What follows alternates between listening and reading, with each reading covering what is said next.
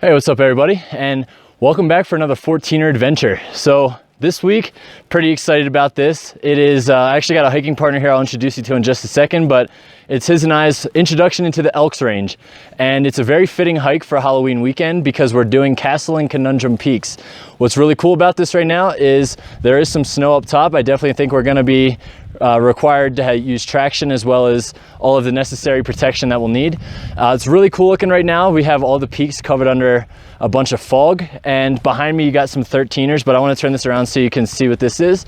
But again, I want to introduce you to my hiking partner today. This is Kit Cloudwalker. You want to say hi to everybody?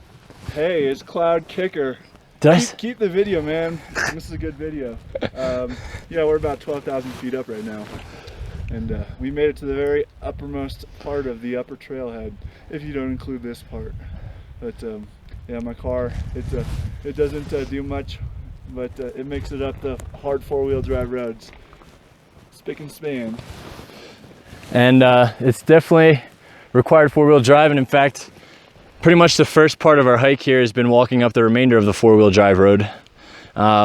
And it gets pretty rough. We parked at the second creek crossing. You'll come across a bridge and there's a little pull off. That's where we parked. And we're just finishing this last little bit up here till we actually get on the remaining portion of the trail. But we'll bring you guys along as we go, and hopefully we get this fog clearing up so you guys can actually get an idea of how massive these peaks really are. And we'll go from there. Indubitably.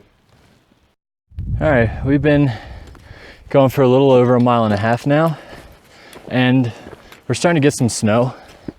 But otherwise, it hasn't been too bad. It's absolutely gorgeous out here with the snow in the mountains. And we're still on the four-wheel drive road. I believe we're roughly at about 12.6, and the split off is right around 12.8. And that should be up there. But, Kit, what number 14er is this for you? This will be 24 and 25, although I've attempted 3 more than I've summited, so I'm in the upper 20s for attempts. All right, right on. And what do you think? What do you think about the route so far? You got any parts of it you're worried about, or? Oh well, we want as high visibility as possible when we get up to the upper reaches on Castle. And a moment ago it was pretty foggy, but yeah, route finding could be a little tricky if we're socked in, but I think we got this. Yeah, I think so too. And if you look up there, you can start to see some little breaks in the fog and see the blue skies. So back there though, not sure what's going on back there, but it looks like it's going away from us. All right, so we just got to the very upper trailhead. We're roughly about 12.8. Doesn't look like many people can make it up here at this point. There are some tire tracks, but I definitely wouldn't recommend it this time of year unless you've got a really good four-wheel drive vehicle. So we are now going to be starting our main ascent on the trail here, and as you can see, this is kind of what we're looking at.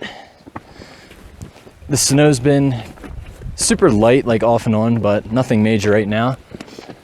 It looks like we're starting to get some blue skies coming out, so that's definitely going to be good. Hopefully by the time we get up there, we've got good visibility so we can take on the full experience. But so far, I'm enjoying the snowy ascent, and also I'm trying trekking poles for the first time, and I will let you know how I enjoy it. So far it's definitely helped relieve some of the weight of my pack off my legs, and coming down in the snow is definitely going to help, so it's going to be good. But we are going up that way and should be in for an adventure. We just got to this section here of the route. You come through a little boulder field, and I think from this point it's going to be when we officially put on our micro spikes, because looks like we've got nothing but snow for the rest of the route. So keep an eye on that, definitely bring them along, and you'll be good to go.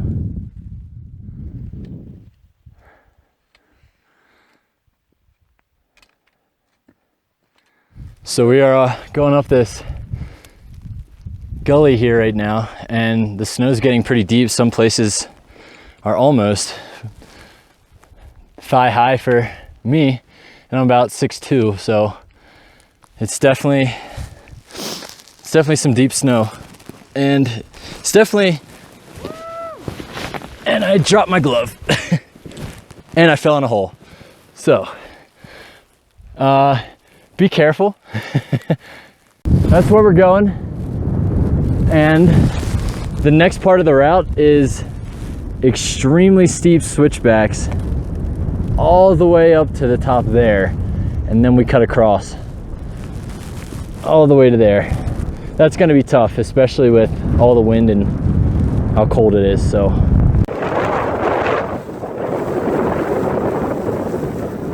it's snowing like crazy up here. And gusting, and it hurts. You can't even see the peak. This is gonna be crazy. This is nuts. Then we traverse all the way over there. All right, so we just got to this little section up here, up towards the top, and looks like we might have to do a little bit of scrambling, which is awesome. And this is just incredible right now. I really wish you guys could see this in person. Unbelievable. This is my introduction to the Elk Range. Kid's up there. I'm gonna be giving him some space so I can follow behind him at a safe distance. And our other partner's ahead of him yet. But this has been some crazy conditions. It's gonna make that summit that much better though. All right, so we got to this section up here where it's getting a little steeper and a little bit more scrambling than what we just did, but we're in the point where doing some scrambling up here. Head up to this rock outcropping, and then we're gonna cut right, and we should have a better idea of where to go from there. Summit's behind this a good ways. Probably another couple hundred vertical feet or so, but this is super cool. These peaks so high up into that you can't see it.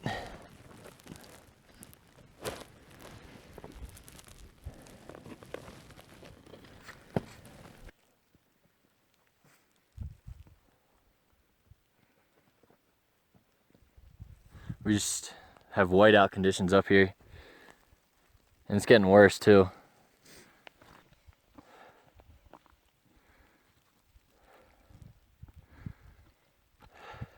All right, so we just got up to the summit of Castle here, 14,265 feet. And it's still whiteout up here. However, conditions are clearing up a little bit. I'll turn this around so you can see it in just a second, but we're trying to decide if we want to go over and do Conundrum as well. It is very cold. And it's snowing and we can barely see, so we're gonna see what's happening with the weather and we'll make that call then. But all three of us made it, so we're all having like a picnic up here. And if we do decide to do the next one, we're gonna be heading down this way, and I wish there were better views that I could show you, but unfortunately you can't see anything. However, the sun is trying to come up here. Hopefully that burns through some of this, but just kind of taking a breather and deciding on whether or not we want to hit up Conundrum. And this is number 12 for me. What about you? 21. 21? 24. 24. It's a lot of peaks. Good job. All right, well, I'm going to stop recording because my hand is freezing, and we'll bring you back when we decide whether or not we're gonna do Conundrum. Well, we decided to head over and do Conundrum. We're coming down the saddle from Castle right there. We're below the cloud cover now, so we were up above that not too long ago. And down here you can actually see some views, and man, are they gorgeous. You get to see a lot of the other Elks Range 14ers and 13ers. Oh, it's just absolutely mind-blowing. There's Conundrum. And that's what we came up. There were definitely some class 3 moves coming up that. Definitely enjoyable. Be careful, some of the holds are pretty icy and it's slick, so be very careful. But man, look at that.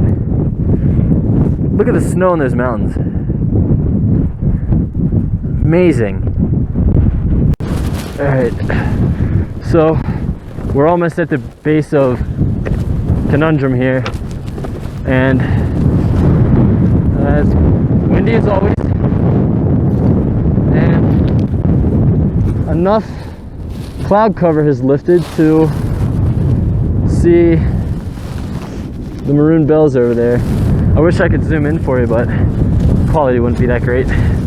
But just came from up there. It was a pretty fun decline. Nothing too major.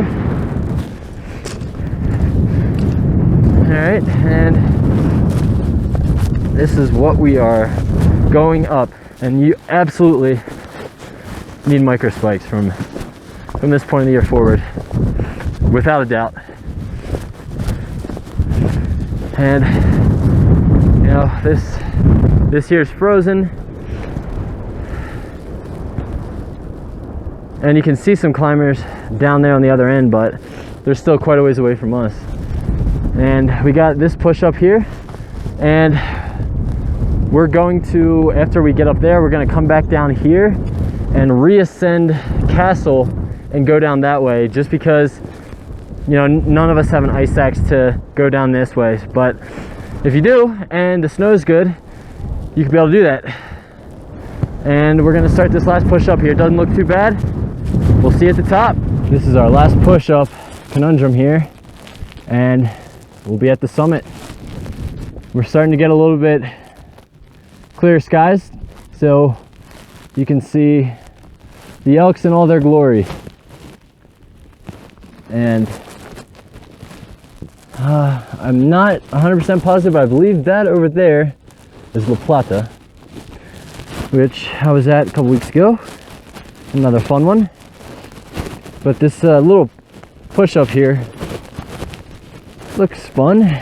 See what we get when we get down here. Doesn't look too bad. Nah, we should be good.